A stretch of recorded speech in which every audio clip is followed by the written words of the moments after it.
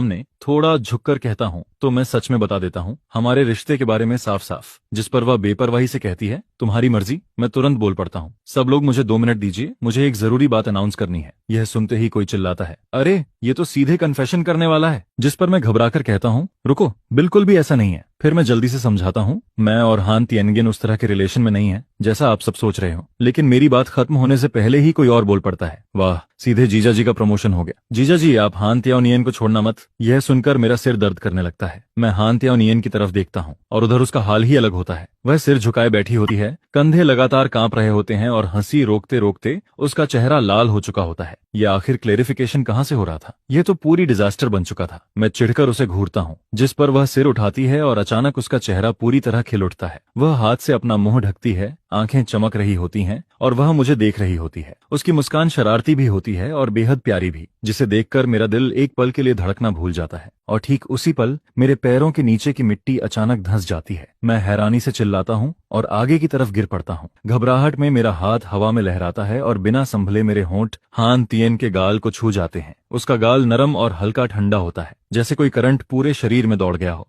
हान तिएनगिन तुरंत जमसी जाती है, उसकी आंखें गोल हो जाती हैं और चेहरा गर्दन तक लाल पड़ जाता है। तभी अचानक एक तेज आवाज पूरे माहौल को चीर देती है रुको, जियांगची हान तिएनगिन का बॉयफ्रेंड नहीं है। पूरा मैदान एकदम शांत हो जाता है। सभी लोग हैरानी से उस लड़की की तरफ देखने लगते हैं। मैं साफ महसूस कर सकता था कि मेरे बगल में खड़ी हान तियाओनियन के आसपास का तापमान एक पल में फ्रीजिंग पॉइंट तक गिर गया था। और फिर वह लड़की बोलती है क्योंकि जियांगची मेरा बॉयफ्रेंड है। मेरे दिमाग में जैसे धमाका हो जाता है, सब कुछ खाली पड़ जाता है। चारों तरफ दम घोंट देने वाली खामोशी छा जाती है। हान तिएनगिन अचानक सिर उठाकर जियांगजी की तरफ देखती है। क्या वह सच में तुम्हारी गर्लफ्रेंड है? जिस पर वह लड़की तुरंत जवाब देती है बिल्कुल, मैं ही जियांगची की गर्लफ्रेंड हूँ। इतना कहकर वह मेरा हाथ कसकर पकड़ लेती है और लगभग मुझे बाहर की तरफ खींच ले जाती है। मैं आधा घसीटा हुआ उसके साथ चल पड़ता हूँ और जल्दी से पीछे मुड़कर देखता हूँ। वहाँ हान तियाओनियन अब भी उसी जगह खड़ी होती है। उसका चेहरा बिल्कुल सफेद पड़ चुका होता है और उसकी नजर लगातार हमारी पीठ पर टिकी रहती है। जब तक हम कैंपस की पेड़ों से घिरी सड़क तक पहुंचते हैं तब जाकर सो जियांगली मेरा हाथ छोड़ती है। वह सिर झुकाए अपने जूते से सूखे पत्ते कुरेद रही होती है। फिर धीमी आवाज में कहती है सॉरी, अभी मैं थोड़ा ज्यादा इंपल्सिव हो गई थी। मैं काफी देर तक चुप रहता हूँ।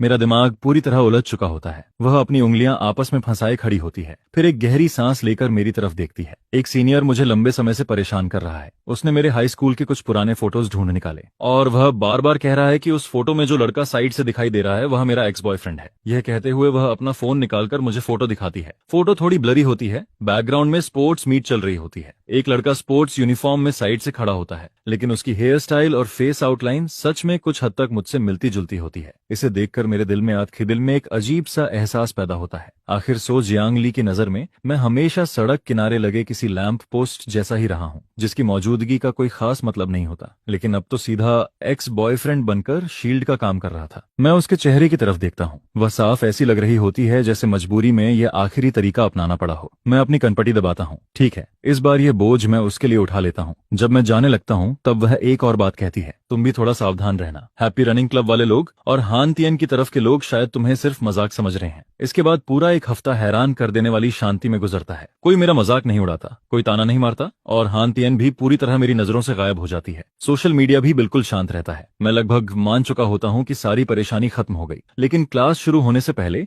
मेरी मुलाकात एक बार फिर हान तिएनगिन से हो जाती है। वह कुछ क्लासमेट्स के साथ किसी बात पर चर्चा कर रही होती है। शायद उसने मुझे देखा भी नहीं होता, लेकिन मैं लगातार उसे देखता रहता हूँ। यहाँ तक कि सो जियांगली भी आखिर बोल पड़ती है अरे तुम्हारी तो आत्मा ही उड़ गई है क्या? सामने जाकर ऑटोग्राफ भी ले आओ। यह सुनकर मैं अचानक होश में आता हूँ। मेरा चेहरा गर्म हो जाता है और दिल ऐसे धड़क रहा होता है जैसे उसके अंदर कोई खरगोश उछल रहा हो। बड़ी मुश्किल से छुट्टी का समय आता है। मैं टीचिंग बिल्डिंग के कॉरिडोर में चल रहा होता हूँ। तभी अचानक मेरी पीठ पर वजन महसूस होता है। दो पतली लेकिन मजबूत बाहें मेरी कमर को कसकर पकड़ लेती हैं। अगले ही पल एक बेहद परिचित खुशबू मेरी नाक तक पहुंचती है। यह हान तिएनगिन होती है। मेरे दिमाग में फिर से धमाका हो जाता है। सारा खून सीधे सिर की तरफ दौड़ पड़ता है। मैं मुश्किल से पीछे मुड़ता हूँ और देखता हूँ कि हान तिएनगिन का शिकायतों से भरा चेहरा मेरे बिल्कुल पास होता है। वह नाक सुड़कती है और दयनीय आवाज में कहती है पति। मैं वहीं पत्थर बन जाता हूँ। हान तिएन तुम क्या कर रही हो? छोड़ो मुझे। कौन पति? लेकिन वह और भी दुखी आवाज में बोलती है, पति? मुझे मत छोड़ो, उसके साथ मत जाओ। पति, तुम मुझे छोड़कर उसके पास जाना चाहते हो? मुझे महसूस होता है कि अगले ही सेकंड में लोगों की नजरों और गॉसिप से टुकड़े टुकड़े हो जाऊंगा। मैं पागलों की तरह सोजांगली को आंख मारकर मदद मांगता हूँ। छोड़ दो उसे। दीदी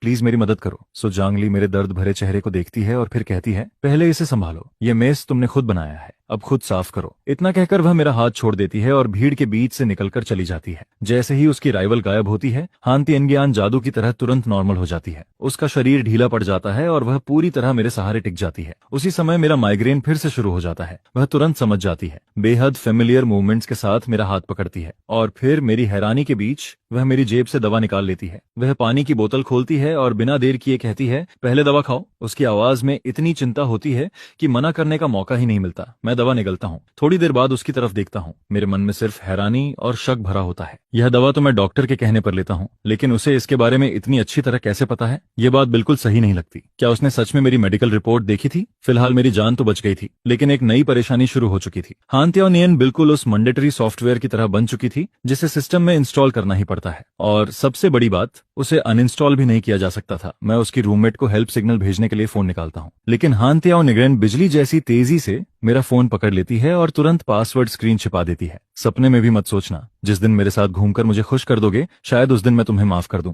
उसे और भी अजीब हरकतें करने से रोकने के लिए मेरे पास कोई और रास्ता नहीं बचता। मैं मजबूरी में इस महारानी के साथ दोपहर की क्लासेस बंक कर देता हूँ और उसके साथ इधर उधर घूमते हुए खाना पीना शुरू कर देता हूँ। वह हर चीज को देखकर एक्साइटमेंट से भर जाती है। उसका मूड बेहद अच्छा होता है, जबकि मैं माइग्रेन के असर और पूरे रास्ते उसकी मानसिक टॉर्चर झेलते झेलते शरीर और दिमाग दोनों से टूट चुका होता हूँ। अगर यह सिलसिला थोड़ा और चलता तो शायद मेरी आधी जान ही निकल जाती। शाम होते होते वह मुझे एक बार में घसीट ले जाती है।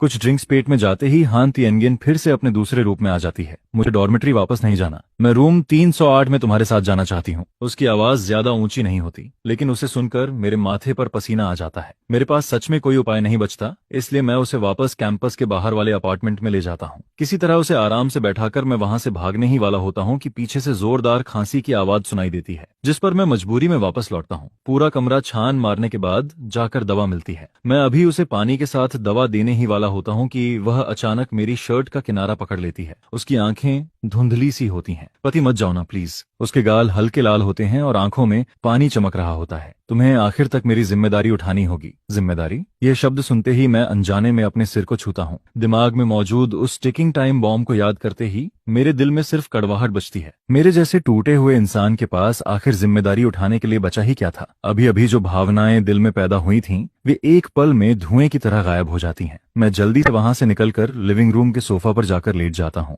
अगली सुबह मेरी आंख अचानक घुटन के एहसास से खुलती है। मैं आंखें खोलकर देखता हूँ और वहीं जम जाता हूँ। हान तिएनियन पूरे शरीर को फैलाकर मुझ पर चढ़ी हुई होती है और बड़े आराम से सो रही होती है। सबसे खतरनाक बात यह होती है कि उसका चेहरा मेरे चेहरे से 1 सेंटीमीटर भी दूर नहीं होता। उसकी गर्म सांसें लगातार मेरे होंठों को छू रही होती हैं। मेरे पूरे शरीर के रोंगटे खड़े हो जाते हैं। मैं हल्का सा खनखारता हूँ, जिस पर उसकी पलकें हल्के से कांपती हैं। आंखों के कोने में एक शरारती मुस्कान झलकती है और फिर वह दोबारा आंखें बंद कर लेती है। अब मुझसे भी नाटक नहीं होता। हाँ तियान, तुम्हारा स्लीप वॉकिंग अब बहुत ज्यादा बढ़ गया है, इसका इलाज करवाना पड़ेगा। वह तुरंत बोल पड़ती है, जियांगची तुम मौका देखकर फायदा उठा रहे हो। मैं हंस देता हूँ। अच्छा, नाटक जारी रखो। वैसे भी इस स्क्रिप्ट को बदले हुए तुम्हें काफी समय हो गया है। तुम झूठ बोल रहे हो, साफ दिख रहा है कि तुम्हारे मन में बुरे इरादे हैं। मैं तुरंत जवाब देता हूँ। आधी रात को बेडरूम से निकलकर यहाँ तक जीपीएस की तरह एक्यूरेट तरीके से कौन पहुंचा था? और फिर खुद को कंबल बनाकर मेरे ऊपर कौन लेट गया था? ऊपर से चोरी और सीना जोरी भी कर रही हो। सच में प्रोफेशनल हो तुम। वह तुरंत मुंह फुलाकर कहती है, वह मैं नहीं थी, मैं स्लीप वॉकिंग कर रही थी। अच्छा, स्लीप वॉकिंग? तो फिर स्लीप वॉकिंग करते हुए तुमने क्या क्या किया, ये तुम्हें खुद पता होना चाहिए। कैसे कोई स्लीप वॉकिंग में मुझे पिलो की तरह पकड़कर सो सकता है? ऊपर से नींद में बड़बड़ाना और खुद ही मुस्कुराना भी। यह सुनकर वह समझ जाती है कि बहस में जीतना मुश्किल है, जिस पर वह तुरंत अपना एक्टिंग मोड बदल देती है और आंखों से मोती जैसे आंसू गिराने लगती है। उसे इस हालत में देखकर मेरा दिल सच में पिघलने लगता है, लेकिन अगले ही पल मेरे दिमाग का ट्यूमर फिर से याद आ जाता है, जैसे किसी ने बर्फ का पानी डाल दिया हो। मेरे सारे गलत समय पर पैदा हुए ख्याल तुरंत खत्म हो जाते हैं। मैं खुद को सख्त बनाता हूँ, उसे धीरे से हटाता हूँ और बिना पीछे देखे